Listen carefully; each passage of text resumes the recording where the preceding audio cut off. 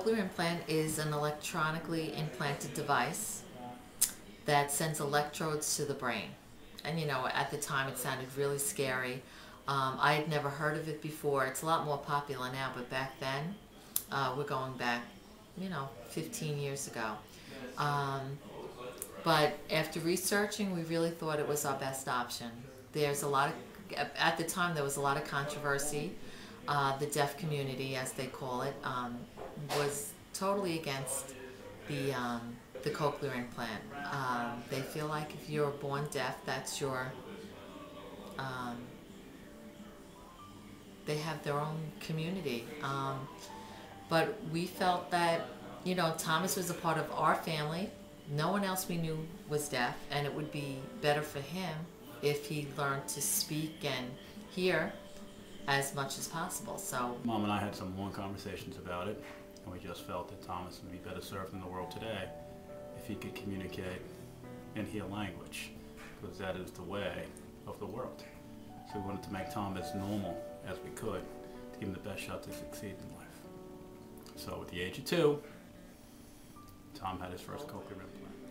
he had the cochlear implant, and but it's not a miracle thing. It still takes forever.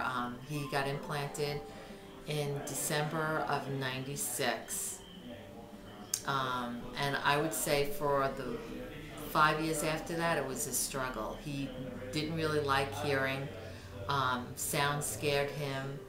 And again, through all this, you're going through speech therapy, teachers of the deaf. He had early intervention. I was taking him to the hospital 3 times a week for extra therapy.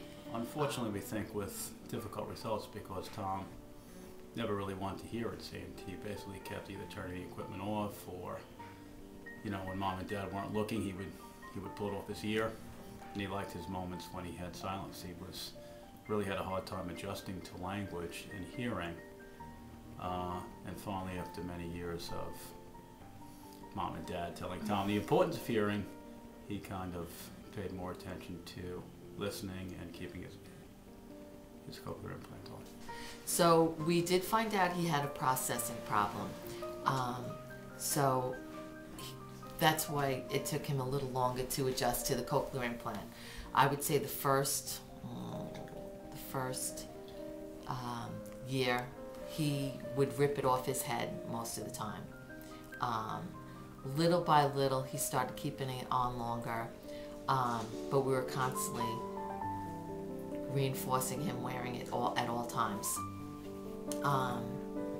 We went for audio therapy, a special therapy for his processing problem. Whether that helped him so much, I don't really know.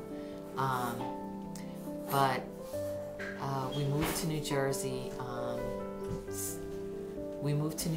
So that he could attend the Summit Speech School. There were a lot of kids with cochlear implants, and he really did well there. Unfortunately, the Summit Speech School, he aged out of that. It's really only for preschool. They let him stay there an extra year, which was great. He stayed a full day. As we said, was having a very difficult time with his cochlear implant. So Mom and Dad made an effort to try to find a school that may work better with Tom. So we sent him up north to a school called the Summit Speech School, totally dedicated to cochlear implant students. And it was kind of bittersweet. We knew he was going to get great help, but to put him in the car at the age of 4 years old to take a car by himself up to a school about an hour away was very upsetting to both Mom and Dad. But they worked really hard with Thomas. They had minimal results early, and at one point had told us that maybe the best way for Tom to go was to go to a total communication program via a school in Neptune. But magically, near the second half of his last G there, Tom started to listen better and grab language better, and they suggested that we put Tom into a mainstream school, which is what we did, with some reasonably good results. 1st through 5th, he was in special ed class, and the school he was at was great. It was the local public school. His teachers were great. He had his own personal aide, and there were assistants in the class, so there were plenty of people in the class to help him. And again, he had the itinerant teacher from the Summit Speech School who would come about 5 hours a week, and that really helped a lot. She reinforced everything he was learning in the classroom.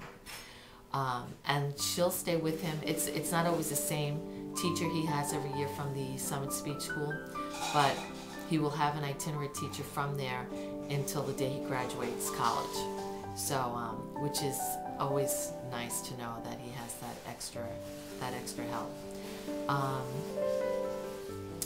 So when he started middle school, he still was in special ed. The classes were small. He would have speech. The itinerant teacher. There were only like 8 kids in his class, so he did very well in middle school. Towards the end of 8th grade, they took him out of special ed and he started in resource room, which he again did really well.